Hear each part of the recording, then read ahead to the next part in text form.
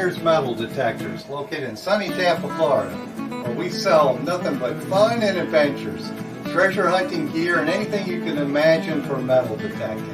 Give us a call, 813-237-1939. Happy hunting and dig deeper. Live from sunny Florida, it's Treasure Talk. Welcome, folks. Welcome indeed. You about caught you napping, son. Yes, I did. I was just falling asleep there, Jeff. As people can see, I'm not in the shop today, and that's because, unfortunately, fortunately for me, not for the termites, I've got it being fumigated today. Well, you don't know for sure that you have termites, though, do you? Well, you get some wings, Jeff, in your windows, so there's some termites in there. It had been 20 years since the last fumigation, so it's time to do it. Well, yeah, it's probably time then for sure. Yes, so that's why I'm not in the shop. I'm at home. So, folks, it's got a different background, but for the next day or so, I'll be closed, but you can still reach me on the cell phone if you need to. And get your order placed. Yes, get your order done. So when I go in there, whatever time they let me in on Wednesday, I'll be in there shipping stuff out for sure. And yes, indeed. And we had a really good little deal today on something new coming for everybody. Yes. Probably be maybe 6 weeks? Yeah, I would think at the most. Are we going to talk about it now, Jeff? Sure. Oh, yeah, we're having some carbon fiber handles made that are a little more heavy duty and robust for the CKG line of scoops that people use. It would be a hair heavier, though that titanium one is crazy light anyway, so I don't think you even notice it. But it'll be more durable scoops, because I had seen a couple handles snapped in the probably 2 or 3 years that I've been selling them, and I think this would eliminate that completely. Well, from what I understand, it's going to be easily, if you had like an Anderson handle in a stealth scoop, it's going to be the same robustness and stiffness of that. So, yeah, let me tell you what, if you can break an Anderson handle, good luck on you. Yes, for sure. So that's kind of exciting. So that's coming down the pike. And then other things we have is, let's see. Oh, I just got some news from Garrett. And if you're a Garrett C Hunter Mark II, they are going to eventually discontinue that. It's an end of the life discontinuance. Well, I hope I'm supposed to say something about it now, and I'm not. Garrett's not going to call me up and yell at me. But yeah, they'll probably still repair them probably for the next 6 years or so, but they're going to discontinue that detector. I guess they'll come out. Maybe they're coming out with something else. We can only hope. But that is a good unit. It's a pulse induction unit. So like I've always said, and I know Terry had posted a picture, Terry Shannon had posted a picture of a PI unit, a Fisher PI unit, JW Fisher, not the same as metal detectors. And I told him the same thing. Those things are a young man's metal detector, because you're going to dig deep and you're going to dig everything. Yeah. Well, we did have a question here, Phil. Tom Becker, he wanted to know if it was just a lift handle. No, Tom, we are having specially made for us for the Treasure Talk Pro Sifter Titanium, a special carbon fiber handle. Yes. Robust handle. And now the pull handle will still work on it, but it's going to be a lot more robust and stronger. And it'll fit any CKG scoop, but we're having it made for the Pro Sifter Titanium, and it will be called the Myers Pro Handle. Myers Pro Handle. And it will be available in travel handle as well. Myers Pro Handle. And then on the Garrett line also, the ATX Pulse is being discontinued also. And they'll still support them and work on them for years to come, but they're going to eventually phase those out rather soon. And what else? Go ahead. Well, I'm waiting for Steve Moore to get back with me about getting him booked. Okay, cool. He'll probably have some news on that stuff too. And then I wanted to remind folks that if they're in the Tampa Bay area, Terry Shannon and Fred Bank are going to be on the speaking at the Westgate Club this month, and I think that's I think it's February the 20th. The 20th, yep. That's a Tuesday night, so that's when that is. And then I believe this weekend, speaking about bottle diggers, the Tampa, or actually the St. Petersburg Antique Bottle Collectors Club is having their tabletop show this weekend at the Sons of Italy Hall. So you can look that up. Just Google St. Pete Antique Bottle Collectors Club. And you'll see a lot of finds, a lot of dug bottles, a lot of cool tabletop stuff that like Tom digs at Beneath the Plains. So it's pretty impressive. I like going to those shows. And before I guess we get moving, I just wanted to say, Uncle Beep, your Myers Treasure Talk towel is in the mail if you haven't got it already. So as Hannibal Lecter said, you coveted it. It's there. Coveted. It's coming, and it was probably me, but I'm gonna blame it on Big Poppy for not putting it in the box. He's gonna really love me for that, but whenever something goes wrong, it's Big Poppy's fault. Well, most of the time, yes. So I might as well go ahead. Now we're talking, you guys at the WSAF Club are going to get to see Fred and Terry next Tuesday night. So if you're not a member of that club, you definitely need to join if you're in the Tampa Bay area. It'd be well worth it. But you will see them here on Monday night, the 19th, because we got a special show for you. Terry and Fred are going to join us, and we're going to be live from the Mel Fisher Museum in Sebastian, Florida. And the owner, Nicole, will be giving you a little bit of a peek around, and it should be a really good show. So we'll be live from the Mel Fisher Museum in Sebastian, Florida. Terry and Fred and Nicole, and it's going to be a really good show. So you make sure you're here. Yeah, that's going to be an awesome show because they're going to see some shipwreck artifacts, I'm sure. And those two guys are excellent beach hunters and have a lot of wisdom to share, and they're always happy to do so. And that is Mel Fisher's granddaughter, by the way. Yes, a treasure hunting family. So I guess I better get done on our housekeeping so we can get started. Yep. Okay, today's show is brought to you by your friends at Myers Metal Detectors, where we sell fun and adventure. And of course, the views, thoughts, and opinions expressed here by the Treasure Talk guest and member belong solely to the guest and member, and not necessarily to Phil Myers, Jocelyn Myers, Myers Metal Detectors, or Jeff Monin. That's a lot. And of course, the purpose of Treasure Talk is to promote the hobby of treasure hunting in all forms, metal detecting included, and to educate our members in a fun, informative manner. And yes, indeed we are. That's what we're going to do tonight. And the reason I'm laughing, when you said you were blaming it on Big Poppy, and I said most of the time, he just goes, whatever. And folks, I got my red Solo cup, but it's filled with water. Nothing else. I don't have a red Solo cup. I've got a cup, but it's filled with iced tea. And that's in remembrance of Toby Keith. Rest in peace. That's right. And he lives by the same thing I do. Don't let the old man in. Don't let the old man in. In the morning, just don't let the old man in. Oh, yes, absolutely. Now, we better get after it, hadn't we? We better, for sure.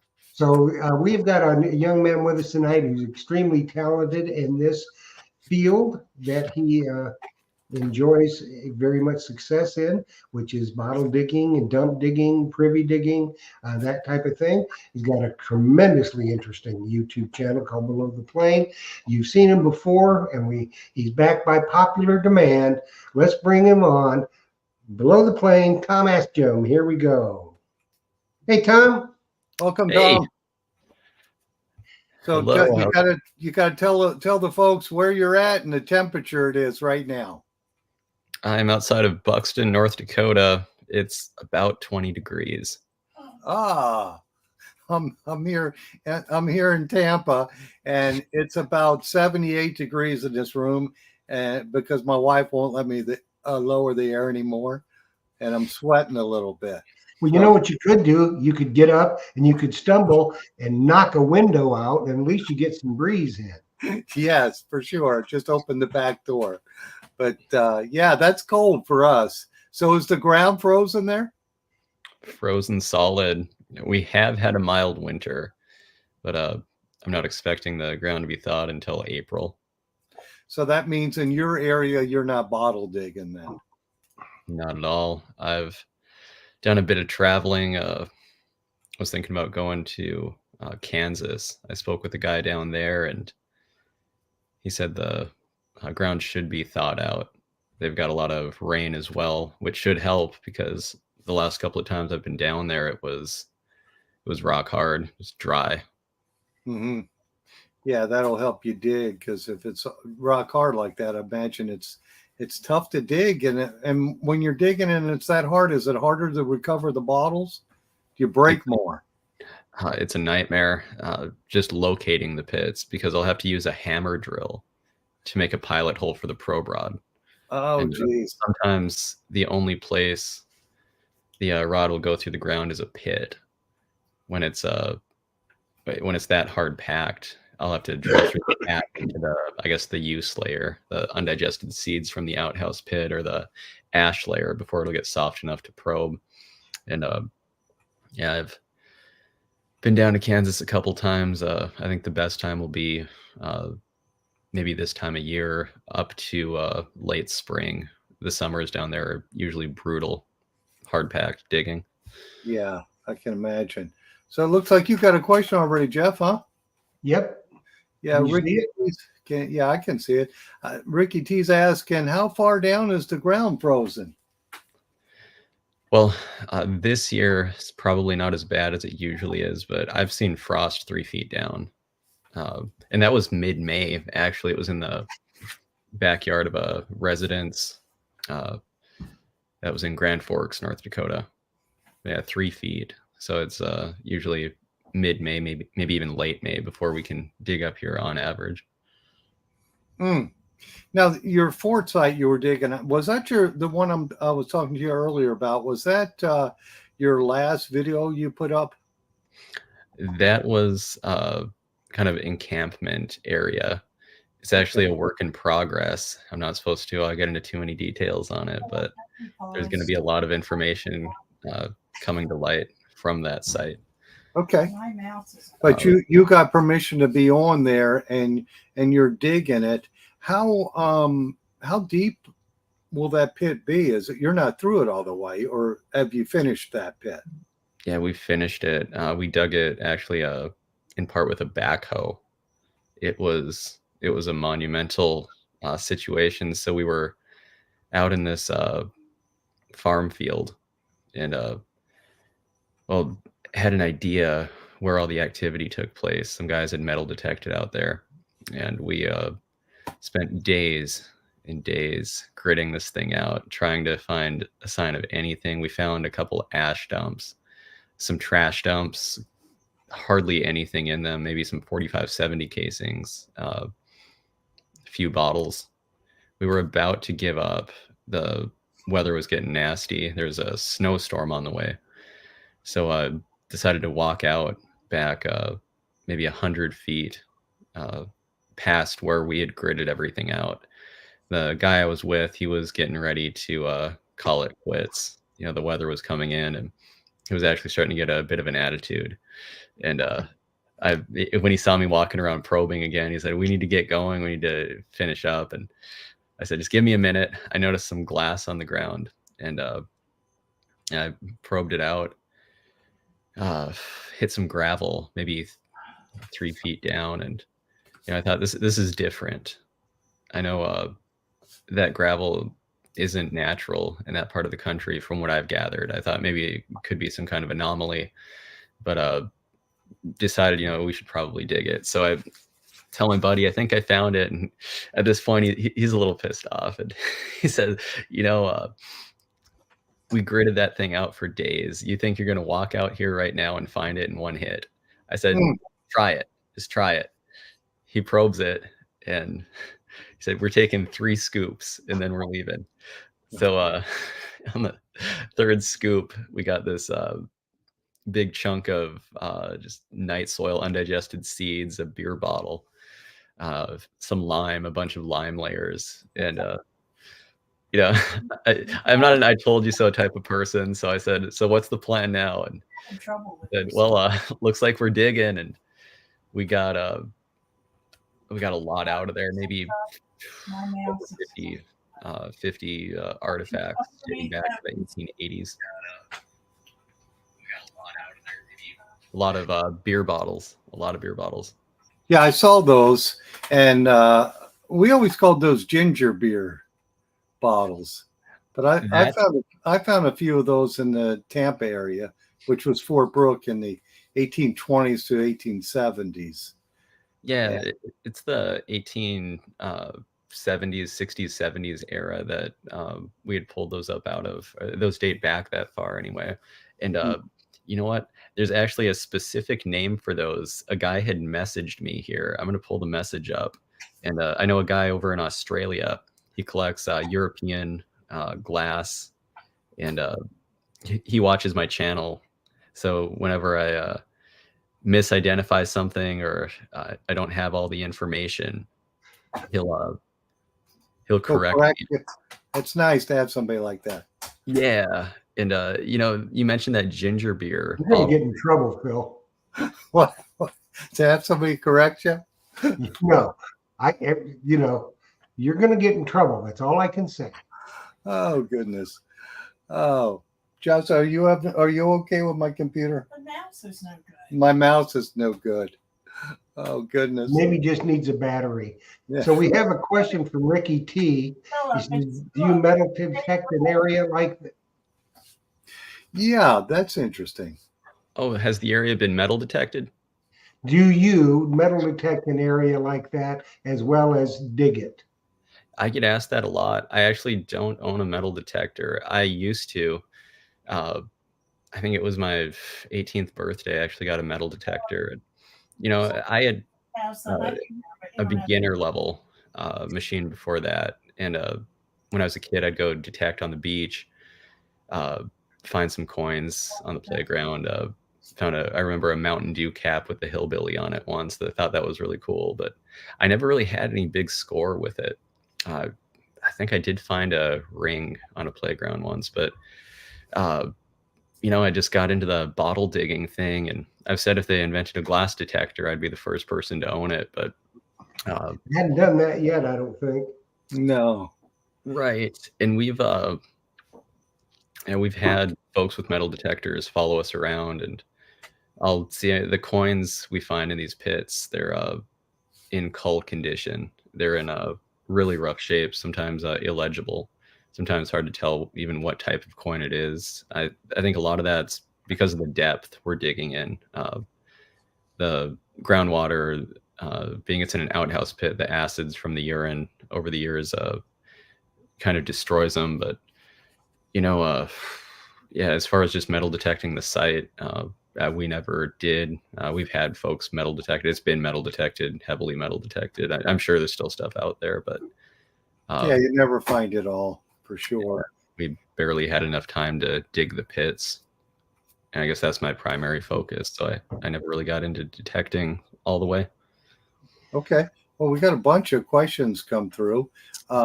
This one here from Moose in New York, he's asking, what do you do with your finds? And he's sell them? Question mark.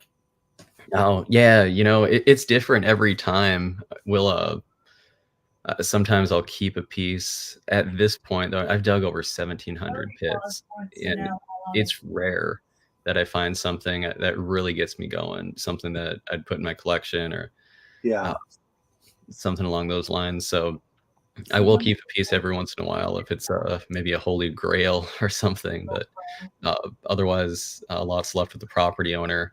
Sometimes the folks I dig with, they'll be interested in something, and sometimes the pieces will go to museums, or if no one wants them, you know, we'll find sometimes the same type of bottle over and over. You know, hundreds of them or thousands of them probably over the years, like the Eagle flasks, the Eagle style flasks, I guess I should say. And Mikado style flasks, even the shoe fly coffin whiskeys. I just find piles of those things, and uh, if someone wants them, we'll gladly let them have it. Otherwise, we just kind of put them back in the bottom of the pit, and maybe someone will find them someday and be more excited about them than we are. Yeah, how about the Oh, Lee yeah. and Perrins bottles? You find a Those- bunch of them? Yeah, those are fun to find.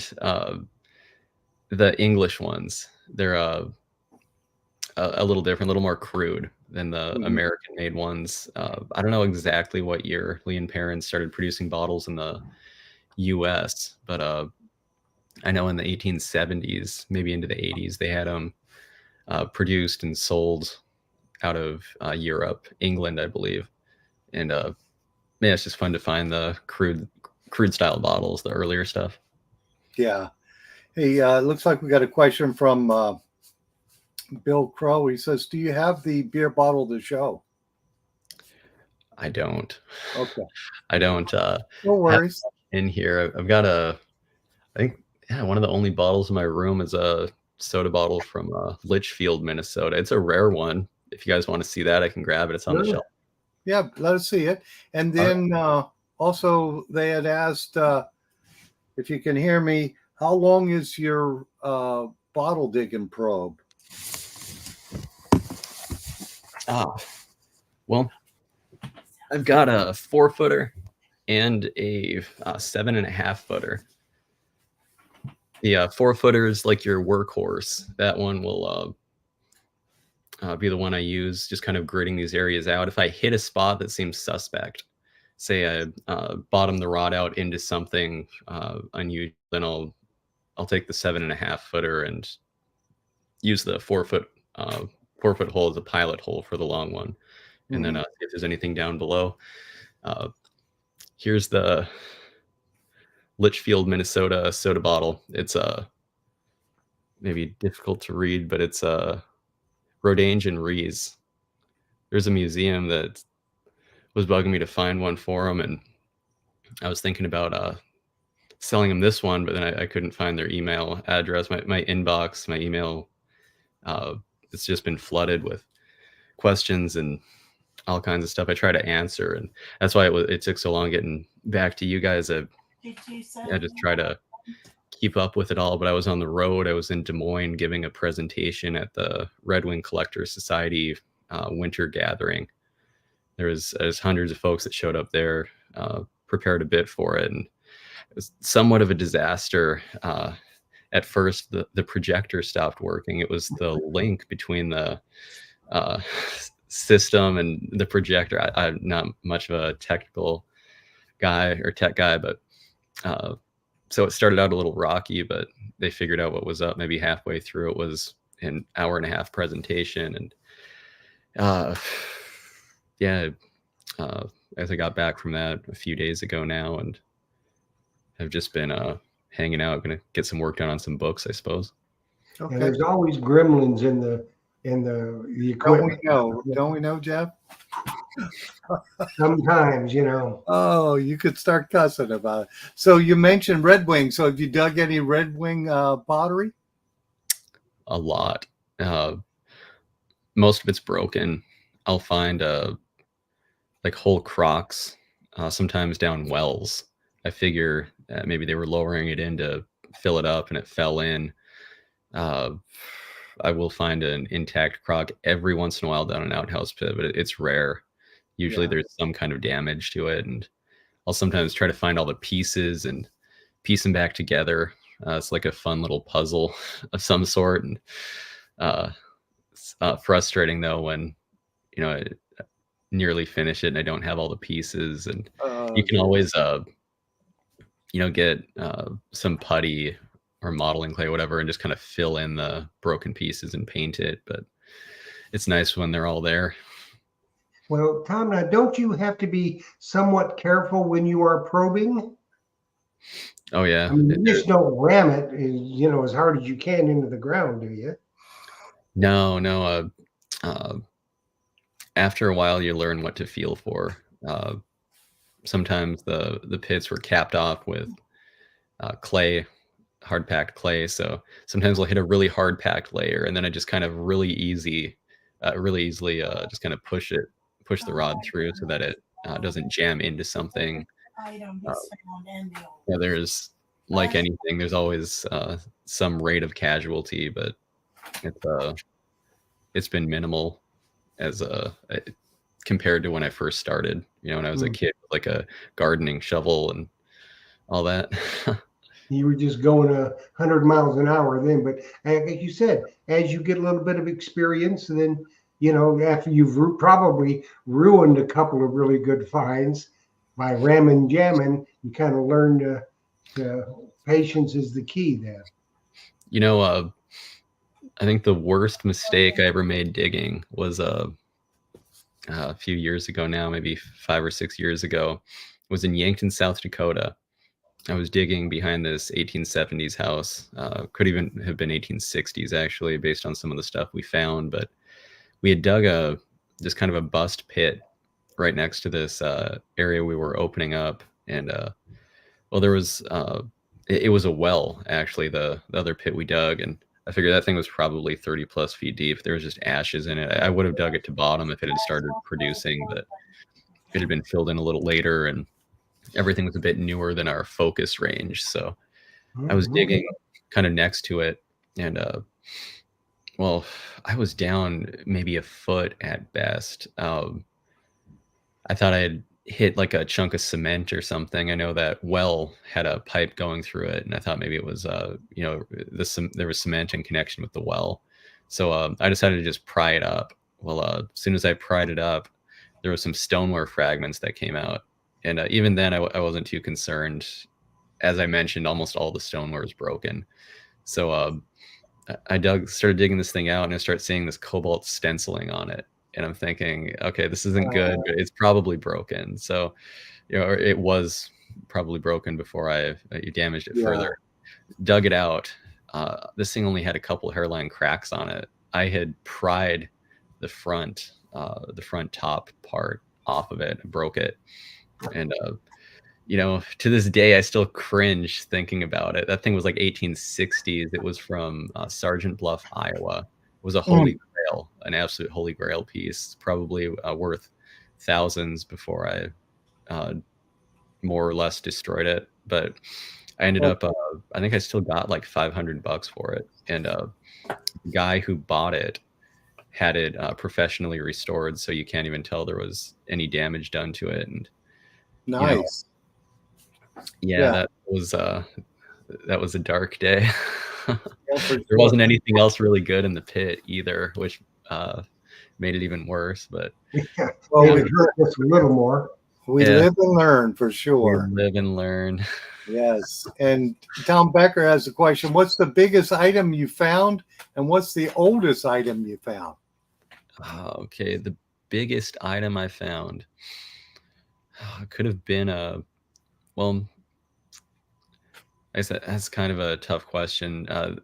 I was walking through a dump once and found a 20-gallon crock, a 20-gallon Red Wing crock sticking out of the hillside. It was just geez. partially buried, and there was like a roll of baling wire, old baling wire, laying next to it, and I kind of got it loose and rolled it. I was with my dad at the time. I was a kid, and he was telling me, "You don't want this thing." It was hot out. There was mosquitoes, and I said, "We need to bring this thing back to the car. We need this." So we got it back to the car, and well, yeah, that was a 20-gallon crock, but that wasn't completely buried. Maybe the biggest piece I've completely pulled out of the ground was maybe a 3-gallon jug, maybe a 3-gallon crock, something like that. Yeah. Yeah. Okay. Well, that's cool. Well, this one is from Surf and Turf. In the Midwest, I've been told outhouses were by lilac bushes. I live on an old farm site with a depression in the ground pretty much next to them. How far down to probe? I've heard that lilac story so many times.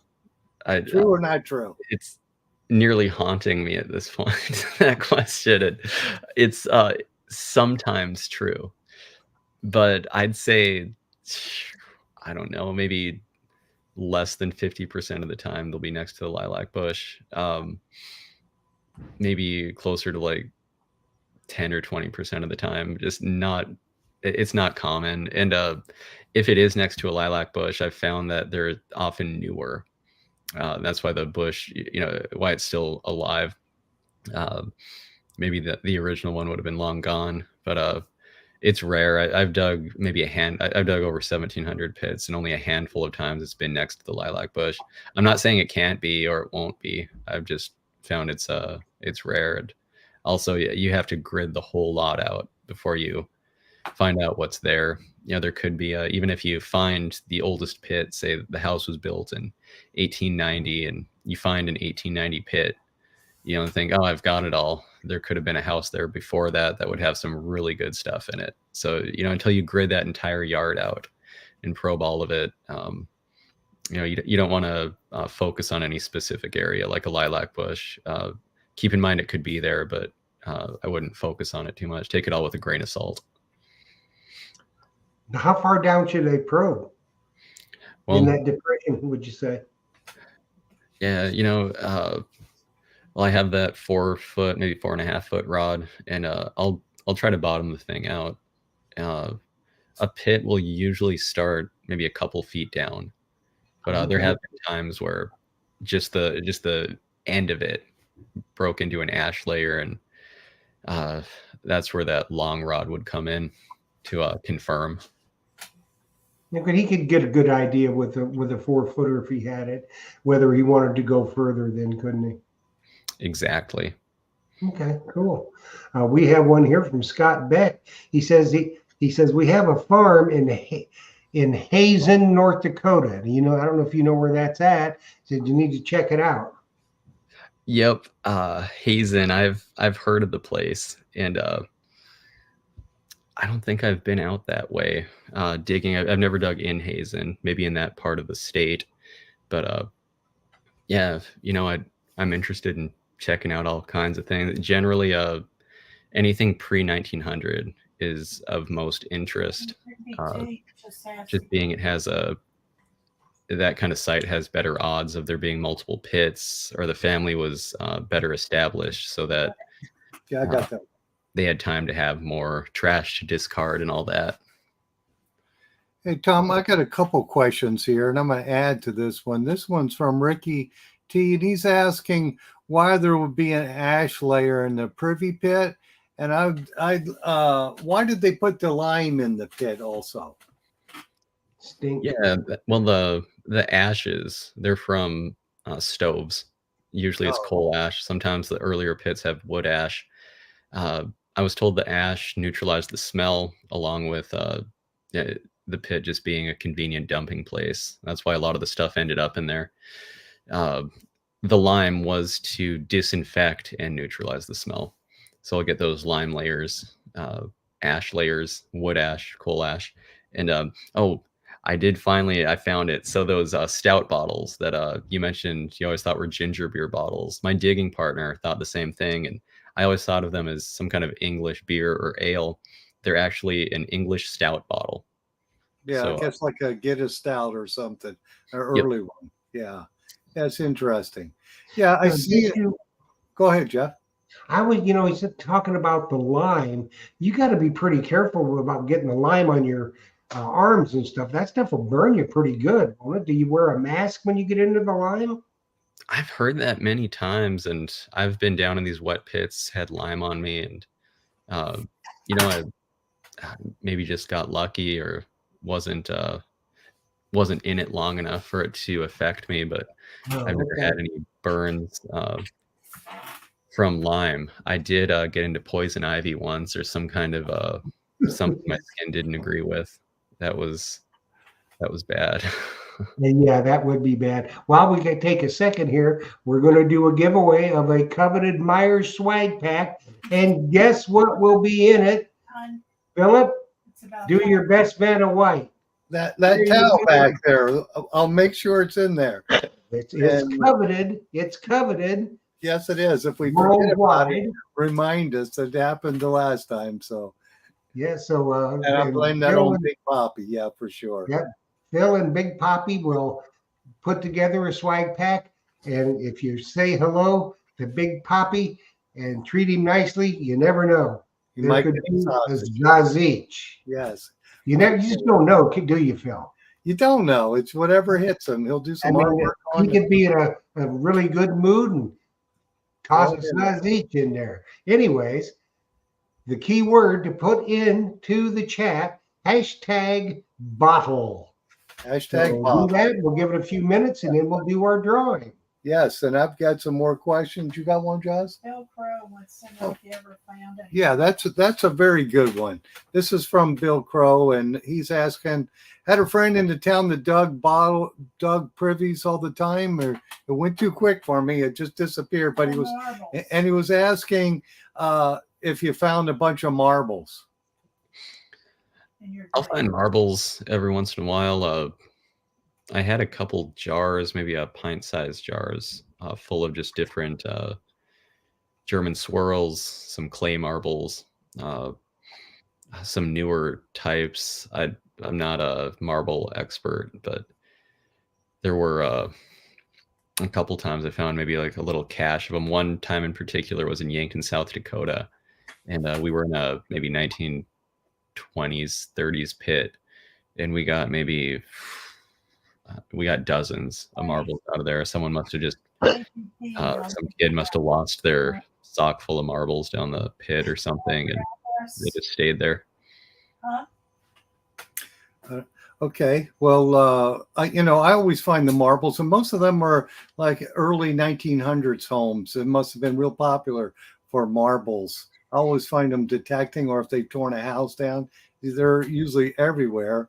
And Joe, who works for me on Saturdays, aka Big Poppy, he sold my last jar of marbles for $40 when I wasn't looking. So I tell you what, you come in the shop and Phil turns his back, Big Poppy will sell. He'll sell the counter. He'll sell everything. He'll sell it all. That's his full-time job. He's a wine salesman, Italian wines, but he'll sell everything. He's funny. He wants to sell my detector. He says, "You're not using this. I'm selling it." So yeah, he will too. Just a quick note to Gwen Fairley: you need to put in hashtag bottle, not hashtag bottle. Yeah, for sure. Hey, I saw in that last video you dug one of these a Mason 1858 patent jars. That's kind of cool. You dig those often? Yeah, I've dug a lot of them. I've got boxes full of those things. I know some of them can be desirable based on the color or the certain stamp on them, but I've found many of them over the years, and a surprising amount of half-gallon jars. You'd think with the size of them they would have broken easily, but I've got a good few of those. Yeah, I have one of those 1858 sitting on my counter, and I put pens and different stuff in it. So I just think it's cool to have that. So yeah. How are we doing over there, Jeff? We're doing good. We're just starting to collect the comments. Okay, cool. So if you want to enter that, hashtag bottle, right, Jeff? Yep. Okay. And let me get things. You guys keep on. I'm just getting everything set up. Hey, this is from Andrew T. And he said, in England, some of the pop bottles had a marble to seal the inside. They ran in the track. You pushed in the marble. Have you found any of those bottles with it looks like a marble inside of it? Those are a cod bottle. It's a cod patent, and they actually still sell those today at like novelty candy shops, soda shops, and I've never dug one. See, those were more of an English kind of European thing, and they had to push the stopper down to open it. There's very few companies in the U.S. that use that type of bottle. I know there's one I remember seeing from Omaha, Nebraska, or maybe it just said Omaha on it, but that wasn't confirmed to be from Omaha. I know sometimes those companies would have coined the East or the Western names because the whole Wild West thing was kind of trending back then. So they'd use names that you'd see out West as kind of a business tactic. But I know I think Texas has one of those cod bottles. I think I saw one from Galveston, Texas, and there was another one from Iowa. I'm sure there's a few from out east as well. Yeah, they're cool. I've seen those dug before. I've never dug one, but they're pretty cool. How about Hutch bottles? Do you dig many of those? Well, I dig them, but they're not as common in this part of the country. I think there's a couple factors involved. The climate. See, soda bottling was kind of a summer business, and we don't have as much summer up here. So I think a combination of that and the population, the area was just getting settled around the time the Hutchinson bottles were big. So I don't think a lot of companies had the time to expand to make all these bottles. And I find them though every once in a while in say a residential pit. I could dig maybe 100 residential privies, and I'll get maybe 5 Hutchinson soda bottles. But I could dig like a hotel pit or a site with a saloon that had a saloon running connection with it, and I'd have a chance of finding one maybe 1 in 5 pits or something. I'll get a hutch or multiple hutches. Okay, cool. Hey, Hey, you ready John, to do this, Philip? are we ready to do the? Whenever you're ready. Yeah, let me just ask one more question. John Okay. Davis asking how he grids. How do you grid your property? Well, I use driveway markers to show the area I've covered and to keep me in line so I don't miss anything. What I do is I think they're just like 4-foot tall driveway markers. You can get them at like a home improvement store. And well, I set them out about 4 feet apart, so about the width of one of those markers, and then maybe 20 paces. I just go 20 paces usually. It just keeps it uniform, and so I set them 20 paces long and then about 4 feet wide, and then I'll probe between each pole, maybe once down the center, and then I put another pole in, and then I just keep moving them over as I go. And it's a process of elimination type thing. They had to have an outhouse pit, so it's just where is it? And every time you probe, it's you're closer to finding it if you keep track of where you were probing. So that's where the grid comes out, and it's good for me anyway. I've noticed it helps having a visual of the area that's been covered. So maybe you think, oh, it's got to be in this area, and then you just kind of step back and look, and then once that area is kind of voided out, you can kind of look at other areas and think, oh, that area looks suspect over there, and eventually you'll find it if there's not a garage or something over it. Okay, cool. Cool. Well, Jeff, you ready? I'm ready. All right, let's pick a winner. Okay, let's do this. Okay, bing, bang, boom. And around and around and around we go. That is so cool. So cool. And we are Richard Pelkey. Richard Pelkey is the winner. Yes, he is. Well, Jeff told me what Richard he is got the to winner. do.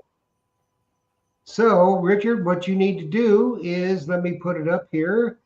You need to send your name, address, and phone number Found them. to treasuretalkshow@gmail.com, and we'll get Big Poppy on it, and you get your coveted towel, a calendar, and possibly your Tzatziki and some other stuff, whatever. Whatever we can throw in there for sure. See, and it all depends on if Phil turns his back. You just don't know what Big Never Poppy know what is you're gonna gonna put in get. the box. That's true. And You somebody, never know. you don't. Oh, here it is. I found it. Gwen Farley's asking, have you ever found old seltzer bottles? Seltzers. I found a couple broken ones when I dug the Cement City Bottling Works lot in Yankton, South Dakota. We actually had an excavator out there, and nearly everything we found out there was damaged. Not from the excavator, just the bottles were either intentionally broken, so folks couldn't return them for the deposit later, or they were damaged at one point, so they couldn't reuse them. But we got 2 seltzer bottles. Both were damaged. I think one was from Fred Schnauber's Bottling Works in Yankton, and the other one was from it might have been the Binder Bottling Works, if I remember correctly. Well, cool. Hey, this is a really good question from Bob Kulik. He's asking your most treasured bottle in your collection. I actually just picked it up. I mentioned that presentation I gave in Des Moines. Well, a couple months before that, I got the lead of this old time digger from the cities. He lived, I think, near St. Paul. He dug in St. Paul back in the day, and he had this cobalt blue soda bottle from Levi R. Comstock's Bottling Works of St. Paul, Minnesota territory. This guy only bottled from, I think, 1854 to 1857. And while I'd been hunting one of these down for years, I actually sold most of my collection to fund the traveling and some of these books I've been printing, working on. Had to travel to photograph some collections. So I've been using the funds from the collection for that. And just lately I've been able to spend a little extra. The YouTube channel's been going well, and I've got all my bills paid. So, well, I got this lead on this bottle, and at first I was thinking it sounded like a scam or something.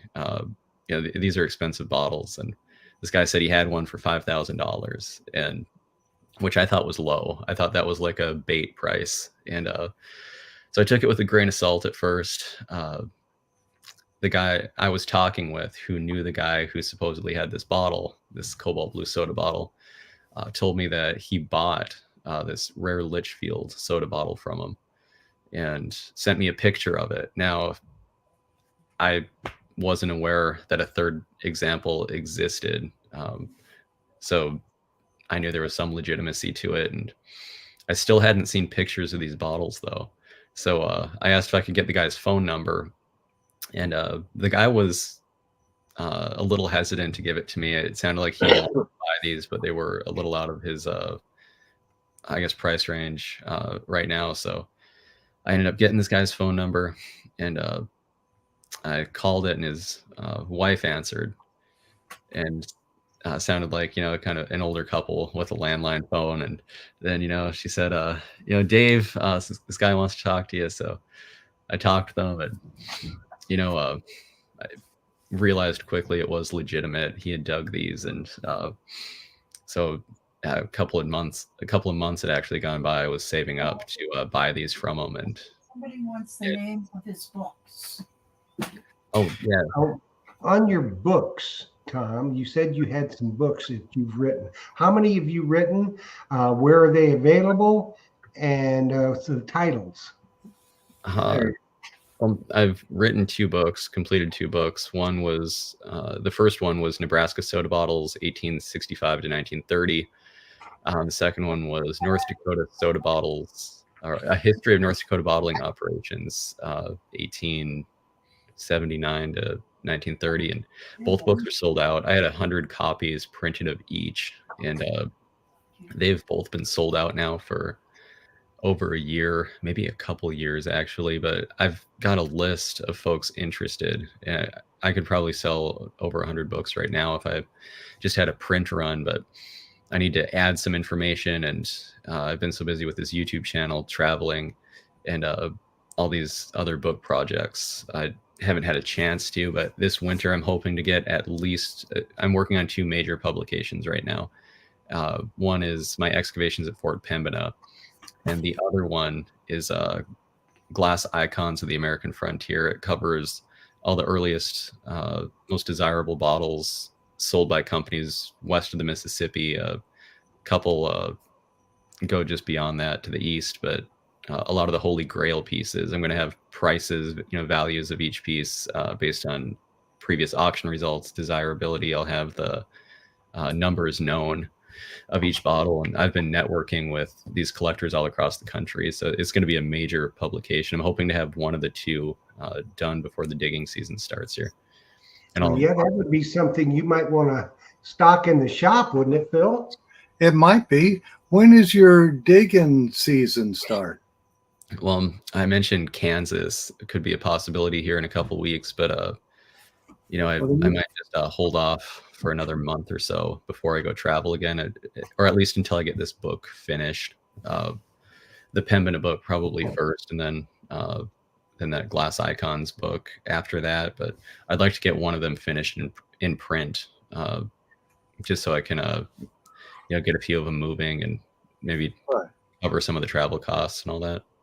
Yeah. Now, where do you have it printed? Is it like an Amazon thing or? I go through Gorham Printing in Centralia, Washington.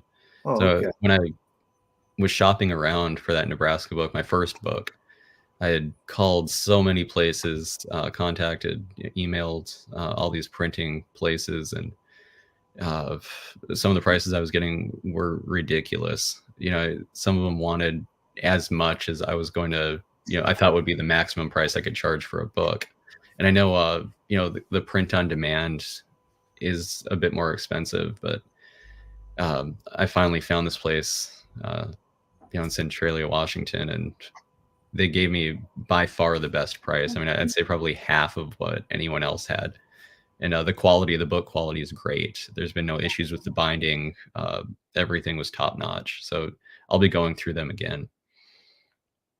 Cool. This young man, Ray Brock, he said he just found a small brown bottle, about 3 inches tall, 3/4 of an inch wide, with a small cork hole. Would you think that would be a medicine bottle of some sort, or? Could be, it sounds like some kind of chemical bottle. Could have been like a Okay. peroxide, or definitely some kind of chemical, pharmaceutical, possibly. Yeah. Okay. Yeah, for sure. Do you find bottles with like pharmaceutical bottles, chemical bottles that still have stuff in them? Oh yeah. Always got to be careful dumping those things out. Best case scenario, you'll smell something terrible. Worst case scenario, it could be something nasty in there. I've never experienced anything negative from dumping them out. I've got a lot of oils and stuff on my hands over the years from the bottles, and maybe I've gotten lucky. I've gotten more cautious though recently. I'll wear rubber gloves when I'm cleaning them out, and I'll make sure to clean them out outside. There could be, they had medicines back in the day, chloroform. There was also poisons. And even if, you say you dig a medicine bottle, it doesn't necessarily mean there's still medicine in it. They could have, Right. whatever in there. I know strychnine was a popular poison back in the day, arsenic. So you got to be careful. I once dug a bottle. It had a glass stopper in it, and I think it was cobalt blue. It was a really pretty looking bottle, and that glass on glass it creates an incredible seal. Sometimes the stoppers will even get stuck in the bottles. A little off subject, but I was digging Fort Pembina, and when I dug the fort's hospital, I was finding all these bottle tops with the stoppers in them, and the rest of the bottle is broken off. I figured the stoppers were stuck so hard that they had to break the top off to get the contents out. But this one wasn't stuck. This blue one I dug, and I dumped it out, and it was this really rank, rotten egg smell. And just hitting the dirt, that liquid started foaming and sizzling, and must have been some kind of just wicked acid of some sort. So Yeah. be careful dumping those things out. I would think so. Yeah. Yeah, and I guess you get a lot of groundwater in some of them too, I imagine. They Oh, would yeah. fill Oh up yeah, the there's a lot of the time we'll find them with groundwater, and you just never know though, unless it's a different color, I suppose. But yeah, Better water. to be cautious. Yes. And I see you got that one, Jeff, from Ricky T. Do you ever walk the creeks looking for bottle dumps? I used to. That was before I got into privy digging. I generally stay away from dumps. Just a lot of the stuff is broken. It's mixed up. I've dug plenty of dumps. I've brought excavators into them. But what's nice about a privy dig is that everything's kind of in order as far as age goes. It's going to get earlier as it goes down. The oldest stuff's going to be at bottom. And as I mentioned, they had to have an outhouse from the start. So if you want to find the earliest trash deposits from that property, the outhouse is definitely the way to go. Well, let's just give these people that maybe want to get into bottle digging, maybe like a bottle or privy digging 101, what some of the equipment you need, some of the protective gear that you suggest. Yeah, I've got like a small arsenal of digging equipment right now, and for the beginner, I'd recommend that 4-foot probe rod, a 7.5-foot, a shovel. I guess those would be the essentials, like the bare bones. But if you get into a deep pit, you'll want some buckets, so you can start throwing dirt, lifting buckets up. It saves a lot of time. If you get into a good pit, you don't want to break anything, so I use a plastic feed scoop when I get down into the loose soil, and a trowel can be helpful, so you don't you're not as likely to damage something with that as you would with, say, a shovel. But I also use a potato fork with the 2 tines cut off the end, and that helps me get through some rough soil. But towards the end of last year, I started using a root slayer shovel, and they're not sponsoring me or anything, so I haven't been showing it in a lot of my videos, but it works great, a root slayer. Otherwise, you'll want some rope for the buckets if you get really deep. If you have hard packed soil, I mentioned a hammer drill with a thin bit for the grass, and then a wider bit, maybe like a 5/8 inch for gravel, so you can keep a hole open, pilot hole to probe. Tarps, one trick of the trade. So you could go to the home improvement store and buy a regular tarp, or what I've been doing is using old trampoline bottoms. Those things are so dirty. I'll go buy a tarp from a hardware store when I say my trampoline bottoms are full to the top, and then I'll have that tarp torn at the end of the day. But these trampoline bottoms, they're so durable. I actually used one off the old trampoline I had when I was a kid, and I probably got more use of it as a digging tarp, so I did jumping on the trampoline, and it lasted me years. I dug hundreds of pits using that tarp, and it wasn't until we had a loader tractor out there that the tarp got torn. A guy was pushing the slop in off the trampoline bottom tarp, and the bucket caught and tore it. So we gave it a proper burial and all that. Well, that's cool. Guess what time it is? Oh, yes, it's that time already. But real quick, before we get rolling here, I did see in your video a lot of time for digging the bottles out, you're using a trowel.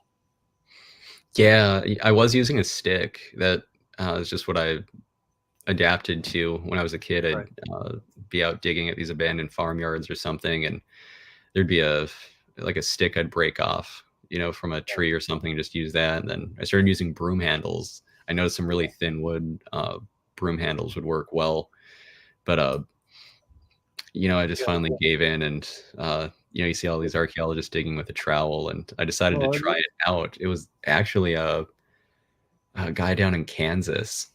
He had borrowed some equipment from an archaeologist friend of his, and he had a trowel. I tried out, and it's no looking back. That's the way to go.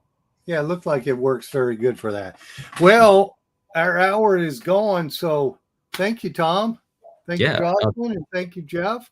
I just want to remind the folks that just call me before you come to the shop the next day or two, because you're not going to get in there now with the tent on it. So just remember that. You can still call me. I've got my number, 813-237-19, and we'll get you taken care of. But thank you for coming on here with us, Tom. Appreciate you sharing your bottle digging wisdom. Thanks for having me.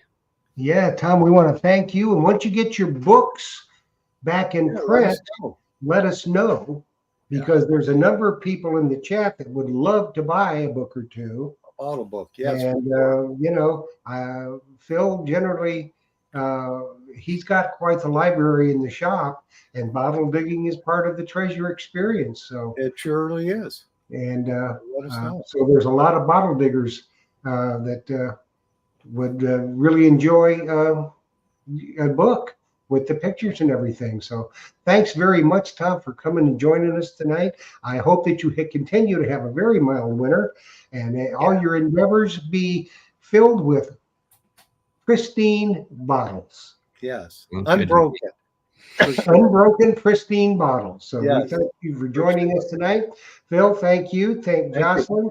Thanks everybody for tuning in. Remember, next week, and share this, pass the word, because we're going to be coming to you live from the Mel Fisher Museum in Sebastian, Florida, and you're going to get to see some of the Atosha and 1715 fleet stuff, plus some other cool stuff that they have. You'll get to meet Mel Fisher's granddaughter, and you'll get to chat with Terry Shannon and Fred Banke, and it's going to be a great time. So make sure that you are here for that. Thanks again, everybody. Philip, I'll talk at you later. Will do. And Thanks again, thank Tom. you, everybody. Happy hunting and dig deeper. Dig deeper. God, your mouse is